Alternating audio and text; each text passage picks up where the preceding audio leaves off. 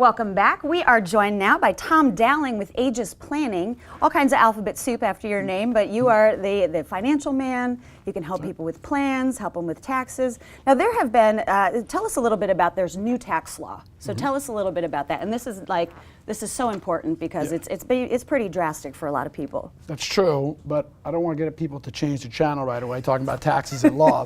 So I'm going to keep it brief because it is a very sweeping tax reform. Yeah. The most since the 1980s. And is it a paradigm shift here, or is it? There are a bunch of internal shifts, so the tax rates have changed. Yeah. But what's really more important to me is what happened underneath. So, for example, my wife gets ready and she puts on her outfit, right?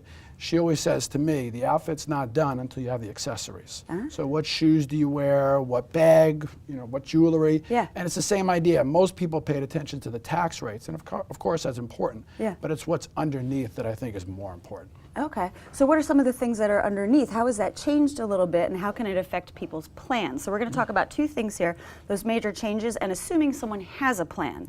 So if you're starting from ground zero, you can help people build a solid plan, but let's talk about how those changes can affect the plan. Well, I would say the biggest change, by the way, is for business owners, which is interesting. And if you're not working, if you're a business owner, and you are not working with your accountant or financial planner on this one, you're making a big mistake, because there's what's called a qualified business income deduction. So you can get 20% income deduction on your tax returns if you're a business owner. It's called a pass-through business owner. Those are S corporations, LLCs, they're sole proprietorships, which, by the way, 90% of all businesses in the U.S. are pass-through businesses. So it affects mostly everyone who owns a business. So you get that 20% income deduction. That changes your plan, because it could change whether you set up a retirement plan or not, which type of retirement plan. It could set up whether you buy your insurance through your business or personally. I mean, we've dealt with this since last year and now into this year. So we have a client that they make a lot of money. They have a specialized service business, so they have restrictions. They had to get their income lower to qualify.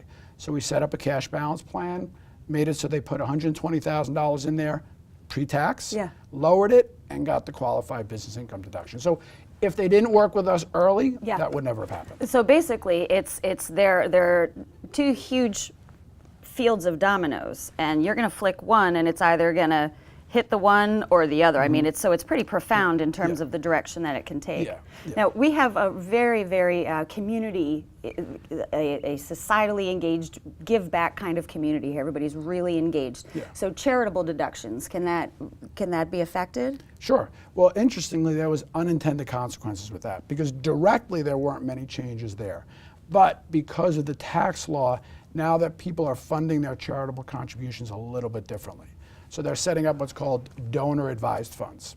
So essentially, you put a certain amount of money in there. It's like an investment account that you can open up at Fidelity or Schwab. You can invest that money, but it's used for charitable contributions. So you can pick at any point any charity you want to contribute to. So let's say you put the money in now, you get the income deduction, and then 5 years you want to give it to a certain society, you can give them some money. You can give to 10 different societies. You can give to 5 and then change them. So most people now that we've encountered to do their charitable contributions, they've been doing them through donor-advised funds. Okay. So what can we do at this point to prepare? Tax season is coming up, it's upon us, and I think you can procrastinate a little bit, on this and everything, but what can we do what can we do to get prepared for that meeting? Well, the first thing you do is make a meeting. Have a meeting.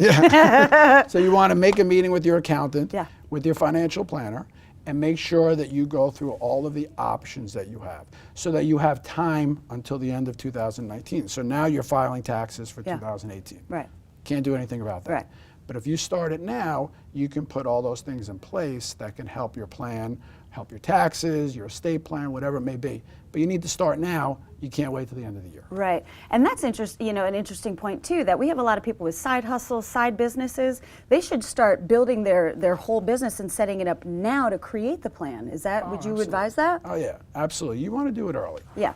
And I know a lot of people like to procrastinate. I do also with things, but that's why you want to work, in my opinion, with accountants, planners, because it's their job. It's their wheelhouse. Well, they make sure that you don't procrastinate. I gotcha. So get into action. Right? Yeah. Have someone who's going to force you into action. Just because We have busy lives. And we need a team. We need a team Yeah. around us. Tom Dowling. Yep. He's right in Wexford, the villages at Wexford. Check him out. And thank you so much for being with us today. Thank you for having me.